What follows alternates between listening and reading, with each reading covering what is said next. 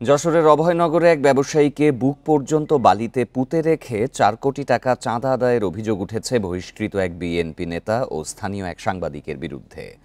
প্রায় ১ বছর আগের ঘটনায় বৃহস্পতিবার অভয়নগর সেনা ক্যাম্পে লিখিত অভিযোগ দিয়েছেন ভুক্তভোগী ব্যবসায়ী শাহনেওয়াজ কবির টিপুর স্ত্রী আসমা খাতুন। অভিযোগে বলা হয়, গত বছরের সেপ্টেম্বরে টিপুকে অস্ত্রের মুখে জিম্মি করে নিয়ে বুক পর্যন্ত বালুতে পুঁতে রাখা হয়। এ সময় ব্যাংকের মাধ্যমে ২ দফায় ৪ কোটি টাকা চাঁদা নেন অভয়নগরের বহিষ্কৃত বিএনপি নেতা আসাদুজ্জামান জনি ও নওয়াপাড়া প্রেস ক্লাবের সাধারণ সম্পাদক মফিজুর রহমান দপ্তরি। এ ঘটনায় অভিযুক্তদের গ্রেপ্তারে যৌথভাবে এরই মধ্যে অভিযান শুরু করেছে বলে জানিয়েছে পুলিশ।